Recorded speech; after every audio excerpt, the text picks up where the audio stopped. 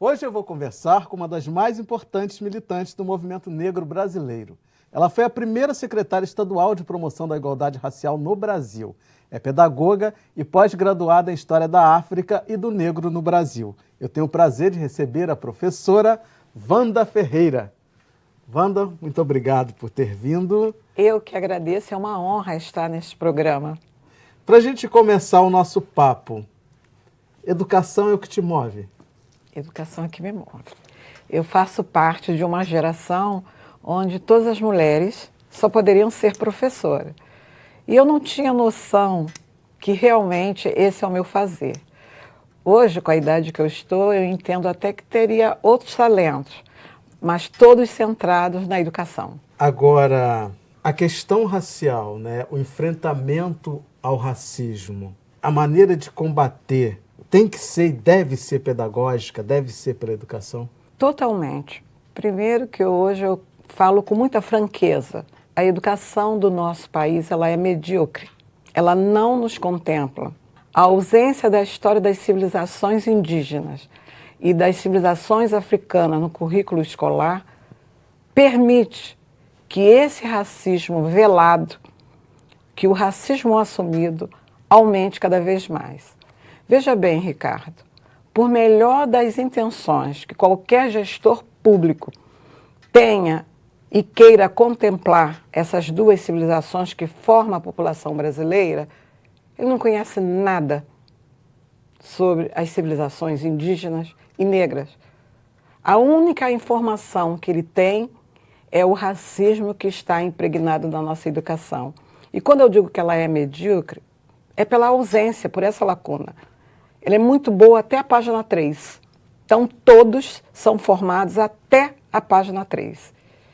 E isso faz com que nós tenhamos esse Brasil de hoje. E a Lei 10.639 tem dado conta disso ou não? Nem um pouquinho, Ricardo. Nem um pouquinho. Veja bem, antes da Lei 10.639, várias ações... Só para explicar para quem não sabe, né, a Lei 10.639 é a que estabelece no currículo escolar o ensino da cultura africana e afro-brasileira, e depois a lei mudou e acrescentou acréscimo da história indígena no Brasil. Né? Só para as pessoas saberem o que a gente está falando. E aí eu fico perguntando, reparação, que a Lei 10.639 é uma ação de reparação reparativa, você precisa primeiro fazer com que os intelectuais do nosso país tenham conhecimento dessa história. Então foi aplicada uma lei linda, maravilhosa, com todo respeito e carinho ao ex-presidente. Nem ele sabe o que ele assinou. Aliás, todas as leis que possam favorecer a questão racial negra, quem assina não sabe nem o que está assinando. Isso é muito sério. É muito sério. Então, o primeiro ato da 10.639, criar um curso de graduação em todas as universidades brasileiras, públicas e particulares. Que aí eu estou tentando preparar profissionais para quem ainda está no ventre. Segunda atitude da Lei 10.639, como atender quem já está de 0 a 100 anos vivo. Então, todos os profissionais desse país precisam, na minha época, se chamava de artigo 99, supletivo, precisam dessa suplência em relação a essa questão. Todo mundo precisa voltar para o banco da escola. Todos. Por exemplo, deveria ter um complemento da Lei 10.639 que todos os legisladores, todos os executivos, ao tomarem posse, tivessem um curso sobre a questão da civilização africana. Ninguém poderia ser vereador, deputado, prefeito, presidente da República se não tivesse esse conhecimento. Como comandar um país que tem 3 civilizações na sua formação se eu só conheço a história de um? se eu nego as outras duas, né? Então, todos nós somos analfabetos em relação a essas duas civilizações. Então, primeiro grande erro, por melhor que seja a intenção do legislador, ele vai imprimir a marca do racismo cultural que está introjetado em nossa sociedade. Por isso que a ação tem que ser pedagógica, carinhosa e com muito respeito. E outra coisa assim, que me chama a atenção é que a gente no Brasil ainda trabalha, né, com recorte. E, na verdade, não é isso, né? Na verdade, a gente não tem que fazer um recorte racial. A gente tem que trazer essa questão para o dia a dia, para o debate, para todas as esferas da sociedade, né? Então, e você foi secretária de Estado de Promoção da Igualdade Racial, você melhor do que eu para poder falar sobre isso, mas quando você pega e tem um órgão específico para tratar dessa questão, você diminui muito o que representa isso, né? Nós somos a grande maioria da população brasileira. Então, assim, a gente não pode ser um recorte. Essa questão ela tem que estar em todas as esferas do governo, né? Então, a promoção da igualdade racial tem que acontecer em todas as secretarias, em todos os ministérios, em todas as ações de governo. Não seria isso? Com certeza, Ricardo. E veja bem, quem hoje é responsável de não ter aplicado a lei? A professora, a regente de turma. Se nem ela própria sabe. Eu só considero, no nosso país, autoridade nesse assunto, 3 segmentos. Militante do movimento negro de qualquer nível de escolaridade. Por audição, por ouvir, ele sabe aplicar a lei. Militante do movimento negro da sua geração. Perfeita. Militante do movimento negro da sua geração. E todos os brancos intelectuais que usaram nas suas teses de mestrado e doutorado a nossa questão, ganharam 10 com louvor e guardou na biblioteca das universidades. Ele não é militante. Ganhou 10, entendeu a questão, ele está na casa dele, está fazendo suas palestras, promovendo seus trabalhos acadêmicos e morreu ali.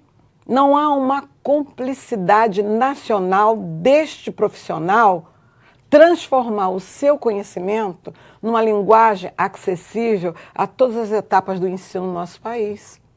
Ele sabe tudo. Se você for entrevistá-lo, ele sabe que o racismo existe, ele sabe que o continente africano é um continente, não é um país, que várias civilizações habitaram aquele continente e que nós não somos povos escravizados, escravos, e sim escravizados, porque até aquele momento do século XV e século XVI, escravos era todo perdedor de uma luta entre 2 povos. E aí eu torno escravo da sua civilização, e em alguns casos até posso ter ascensão social na sua sociedade. Mas na qualidade de escravo, eu tinha casa, eu tinha comida, trabalho severo sim, mas eu tinha dignidade. A população negra não. Ela não era escrava e vem para o nosso país para tornar-se escravizada. Isso dá um diferencial muito grande. Todas as nossas intervenções de luta sobre essa escravidão é heroísmo. Isso tudo é negado. Tudo isso é negado, não é tratado com respeito e dignidade. Né? A gente só sabe que apareceu uma princesa boazinha, né? E que ninguém disse que ela foi obrigada, que o momento político do mundo exigia que comprasse todas as máquinas, todos os avanços tecnológicos da Inglaterra. Aliás, né, o termo para inglês ver é que tudo que o Brasil fez e continua fazendo é para inglês ver. Lei 10.639, colocar negros e negras para ser peer, só para inglês ver. Isso que eu estava falando, né? Essas secretarias, né? Ministério, é para inglês ver, né? Porque se dá o status, né? Mas não tem dinheiro, não tem realmente, não são feitas políticas realmente que vá de encontro às necessidades da comunidade negra, então a gente continua nessa coisa, para dizer que não tem. Né? E eu ainda considero que tem que aceitar. Eu não defendo que recuse. Eu quero que aceite sim, porque ainda é uma forma quilombola de ser nesse país. E neste momento em que aparece tanta roubalheira e tanta falcatrua, que nós possamos fazer desse espaço um espaço de luta. Um espaço que possa agregar à discussão e reconhecimento, mais nada do que isso. Não nos é permitido, além disso, sempre é o menor orçamento. Então, se eu tenho um espaço público onde eu possa divulgar todos esses conhecimentos, então é para aceitar sim. Ou seja, é do limão que foi dado fazer várias jarras de limonada. Mas sempre com essa crítica, né? Sempre com essa crítica, sempre estabelecendo critério até onde eu posso ir. Nunca está achando que aquele executivo é maravilhoso, é bonzinho. Que implantaram isso em nós. O senhor é maravilhoso, o senhor é importante. Implantaram. E ter o cuidado. Daí surge o discurso, o padrinho das mulheres negras. Exatamente, exatamente este cuidado que nós precisamos ter. Existem alguns exemplos atuais que fica muito claro.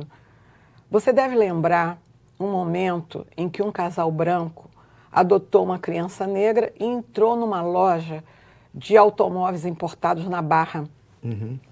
Eu tive acesso a esse pai, essa mãe que eu diria que eles acharam que a criança era uma criança que estava lá querendo... importunando na hora que chega alguém importante, né? E o depoimento desse casal ilustra muito das minhas palestras. Primeiro, ela quando escolheu a criança, ela escolheu porque afetiva, aquilo de chegar lá no orfanato, ter a receptividade. Segundo, ela acreditava que no Brasil não tinha racismo.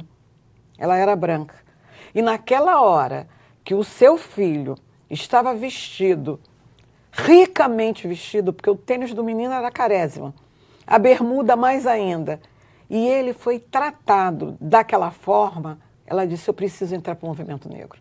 Eu preciso aprender a defender o meu filho. Isto é mudança de comportamento. E isso não se ensina, você percebe. Essa aqui é a grande dificuldade nossa. Ela se tocou e entrou para o movimento negro, participa das nossas ações, diz que está aprendendo muito, sabe como lidar, que ela começa a perceber que a dificuldade não é só na loja, é dentro do condomínio dela, é na hora que ela vai viajar, na hora que ela entra no avião.